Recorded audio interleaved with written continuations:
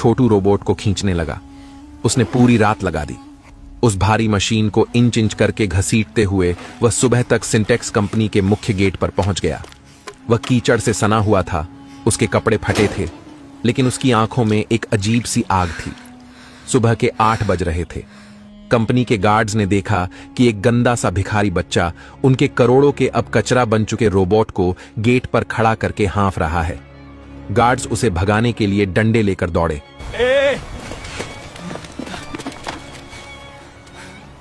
पागल है क्या? यहां कबाड़ बेचने आया है? तभी एक काली कार वहां रुकी। शीशा नीचे हुआ। अंदर आर्यन खन्ना बैठे थे। उनकी आंखें लाल थीं और चेहरा उतरा हुआ था। छोटू ने गार्ड्स को धक्का दिया और चिल्लाया, साहब, ये कबाड़ नहीं है, ये जिंदा है। बस इसे सांस लेने में दिक्कत हो रही है। मुझे औजार दो, मैं इसे चलाकर दिखाऊंगा। आर्यन ने उस बच्चे को देखा। आर्यन खन्ना ने कार का दरवाजा खोला और बाहर निकले। उनके महंगे जूतों पर कीचड़ के छींटे पड़े, लेकिन उनका ध्यान उस बच्चे पर था। क्या कहा तुमने? क्या कहा तूने? आर्यन की आवाज भारी और सख्त थी। छोटू, जो ठंड से कांप रहा था, सीधा खड़ा हुआ। उसकी आंखों में डर नहीं, विश्वास था। साहब, आपके इंजीनियरों ने इसे दिमाग से बनाया है, दिल से नहीं। इसमें एक संतुलन की कमी है जो मैं ठीक कर सकता हूं। बस मुझे एक मौका और कुछ औजार चाहिए। पीछे से कंपनी के मुख्य इंजीनियर मिस्टर वर्मा और उनकी टीम भी आ गई। उन्होंने छोटू को देखा और जोर से हंस पड़े। मिस्टर खन्ना, वर्मा ने व्यंग्य से कहा, अब हम इस सड़क छाप भिखारी की बात सुनेंगे।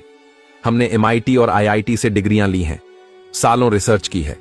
जो मशीन हम ठीक नहीं कर पाए, वो यह अनपढ़ कचरा बीनने वाला ठीक करेगा? यह मजाक है।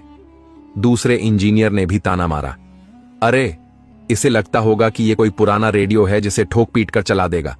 सिक्योरिटी, इसे बाहर फेंको। गार्ड्स आगे बढ़े, लेकिन आर्यन ने हाथ उठाकर उन्हें रोक दिया। आर्यन के पास अब खोने के लिए कुछ नहीं था। कंपनी दिवालिया होने की कगार पर थी और उस बच्चे की आंखों में वह जिद थी जो कभी आर्यन में हुआ करती थी। आर्यन ने कहा, अंदर आने दो इसे। लेकिन सर, वर्मा ने विरोध करना चाहा। मैंने कहा, इसे अंदर ले आओ और जो औजार ये मांगे इसे दे दो। वैसे भी वो मशीन अब कचरा है, ये उसे और कितना ही खराब कर लेगा। आर्यन ने फैसला सुना दिया। छोटू को उस हाईटेक लैब में ले जाया गया। चारों तरफ सफेद रोशनी, कंप्यूटर स्क्रीन और AC की ठंडक थी। छोटू वहां एक काले धब्बे जैसा लग रहा था। इंजीनियर्स ने जानबूझकर उसे परेशान करने के लिए पुराने और भारी औजार दिए। वे कोने में खड़े होकर हंस रहे थे, अपने फोन पर वीडियो बना रहे थे ताकि सोशल मीडिया पर डाल सकें। सिंटेक्स का नया वैज्ञानिक, एक कूड़ा बीनने वाला। छोटू ने किसी की बात नहीं सुनी। उसने रोबोट के पास जाकर अपनी आंखें बंद की। उसने मशीन पर हाथ फेरा। वह उसके ढांचे को समझ रहा था। फिर उसने काम शुरू किया। उसने सबसे पहले वो हिस्से खोले जिन्हें इंजीनियर्स ने परफेक्ट मानकर सील कर दिया था। उसने देखा कि रोबोट के जोड़ों में जो ग्रीस इस्तेमाल हुआ था वह बहुत गाढ़ा था, जो ठंड में जम रहा था। उसने उसे साफ किया और अपनी जेब से एक छोटी डिब्बी निकाली।